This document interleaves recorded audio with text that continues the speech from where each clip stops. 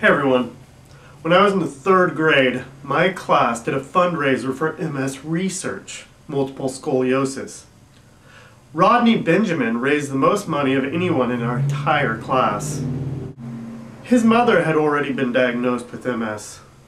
It should come as no surprise that people most passionate about issues or causes are those that are personally affected by them. Certainly, it lends authority to a spokesperson or a leader.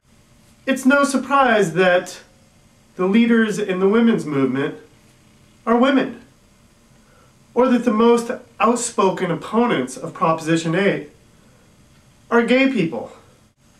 The fact that Dr. Martin Luther King was African American, does that somehow take away from his passion for civil rights?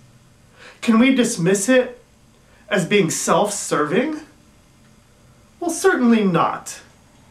To be the most outspoken, you have to represent. To be the leader, you have to represent the group. You have to know firsthand what it is you're fighting for. However, there is a group of people in the middle. People who become passionate about issues that don't particularly affect them, that don't directly affect them. I'm one of these people. I am not a single issue person. A lot of people view my videos as a lot of moaning and groaning and complaining. I've had a lot of people who thought I was unhappy because I'm always sort of complaining about things. These are really not complaints. First of all, I'm here to learn more, to get the discussion going, to find out what people are passionate about. But me, I'm pretty lucky. I've led a good life. I don't have a single cause because I don't have any great tragedy in my life. Now, I don't want to jinx myself, of course, but for the most part, things have been good for me. And I'm so appreciative of that, and I consider myself to be very lucky that I try to become passionate about issues that don't directly affect me. This is something that I learned from my father, a man that I have a great deal of respect for. He has championed for the least among our brothers, those who are least able to fend for themselves. He's always championed for the homeless, the hungry, the mentally ill, the beaten and abused, people who have suffered under unfair immigration laws. And I respect him for that. He one time told me that there was a moment as a young man that he realized that there wasn't much difference between him and the homeless he saw sleeping in the streets of San Francisco. He had a realization that he was one minor disaster away from ending up in a similar situation. So what is my point in all this? I think people should become involved.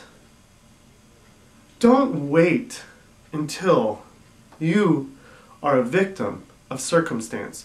Don't wait until you've been struck with misfortune. Don't wait until an injustice has been perpetrated against you or the group of people that you identify with. Get involved. You don't have to be the leader. Obviously, those most affected will take the leadership. But a movement really gains momentum when the people who aren't personally affected become impassionate about an issue or a subject. So I would encourage all of you, look around, listen, pay attention. What issues do you see as needing your attention, as needing your support? After making a video recently, Heartlessness toward the homeless, I began to think, what are some things I can do for that population of people? I saw in the paper an opportunity to volunteer to help count the homeless. I'm volunteering. Now, counting the homeless may not seem like a lot of help, But the city of Sacramento gets federal funding based on these counts for the homeless. So I encourage you all to do the same. Find a cause and help out, if only a little bit. Thanks for watching.